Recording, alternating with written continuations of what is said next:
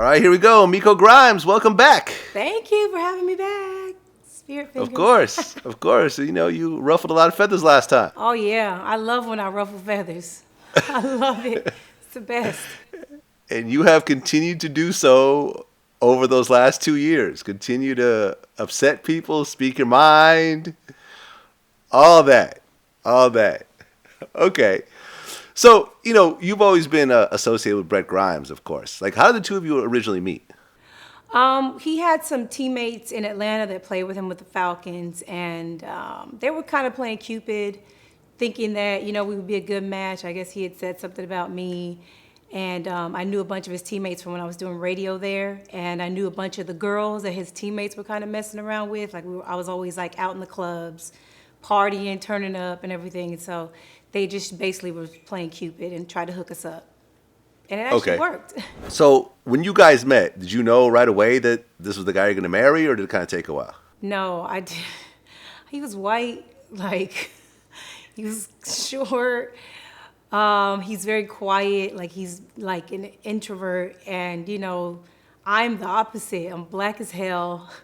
Not like physically, but like, you know, I'm black and loud and you know, an extrovert, and I'm very socially, you know, just out there and crazy, fun, want to do everything. And he's just like, no, let's just stay home, play video games, and just be quiet, you know? So I didn't think it was going to work at first.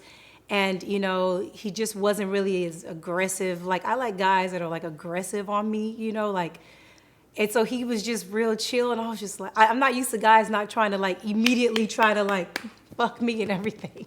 So it was just a little different. So it took a little while for me to figure out, you know, all the other guys that I've been chasing around and chasing me, it's not working out. So I need to try something different. So that's why a bunch of his teammates, they were like, why you won't give him a chance? Like, what? And I'm like, we just don't work out. We don't fit. We don't go. And they were like, just give him a chance. And I was like, okay, I need to try to see something different. And then I finally did. And I was like, you know, it's better this way. It's actually better that we're opposites.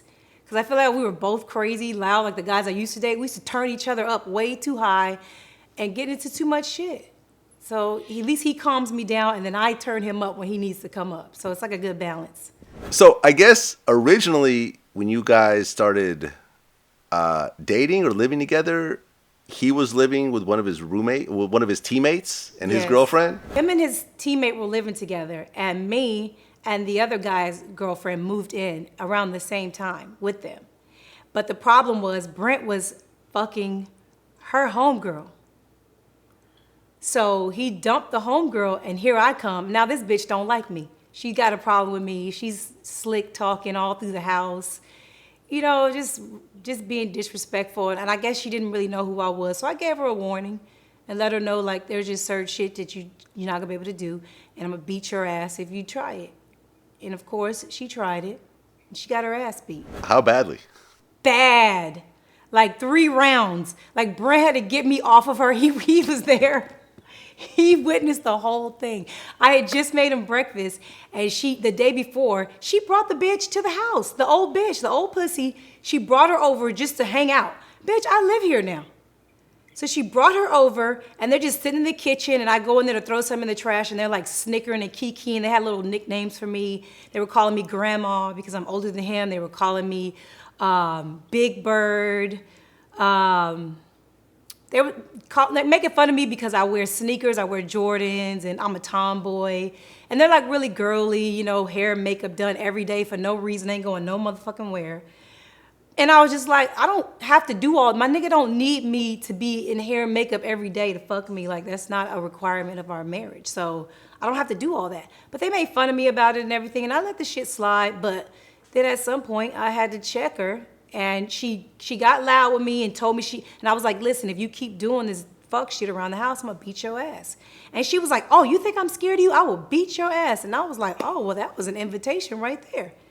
And she had a little curl line in her hand, and she was like whipping it in my face and talking shit. So I just stole her ass and knocked her down and jumped on her, beating her ass. And Brent was standing there like, oh shit. Cause I always be telling him that I used to beat girls up all the time. And he never believed me. He's like, you don't fight, you just talk shit. You would never fight. If the shit went down, you would be pussy, like you wouldn't do it. And this, so when he saw it, he was like, I was so shocked. I didn't know you was really crazy. And then he got me off of her, and then she threw a candle at me, and so I was like, oh, you want to throw some shit? And she hit me. And so I was like, Brent, you have to let me go. This bitch is throwing shit. Like, she still want the fade. She said she wasn't ready. Let her be ready this time. So he let me go, and I went back at her and beat her ass again, had her on the ground, and he got me off her again. And then the third round, she wanted another round. So he let me go again. And then after the third one, he was like, I can't, you're beating her ass. Like, this is going too far. He was like, go in the room. Like, y'all just got to separate rooms. And then him and his teammate kind of had it out about it. She said she was afraid of me. She didn't want me living there anymore. Like, I was like, just don't say nothing to me. You don't have nothing to worry about. And so we just left. We moved out and got our own place. So, have you had any fist fights since then? It depends on what you consider a fist fight.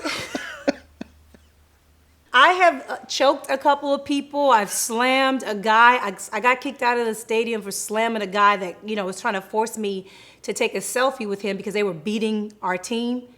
And so I was upset about it, just minding my business in the stands. And he grabbed me and was trying to force me to do a selfie so he could make fun of that we were losing. And I pushed him, and he got in my face, and I choke slammed him. And of course, the security only saw what I did. So they kicked me out. I choked a girl at a Saints game in New Orleans for calling Brent a midget. She just said, she called him a midget, and I let it go, but then she jumped in my face and said, who that? When she said it. And I didn't know what she was going to do. I thought she was going to swing. So I'm from Inglewood, California. My natural reaction is to protect myself. So I just choked her to the ground. Of course, security came over. I'm trying. Those aren't fist fights to me. Those are me de-escalating situations that could turn into a fist fight, in my opinion. But I still do got to get better because Brent does not like that side of me at all. Okay, and both these instances were done at games, or? Yes. Okay, so were they caught on camera and broadcast? One of them was on TV here in Miami, though. The Bills one, they caught that on TV. And then they caught me getting kicked out. They're like, oh, someone's getting kicked. And it was me. I was like, oh, my. Brent's down there like, what are you doing? I was like, they started it with me.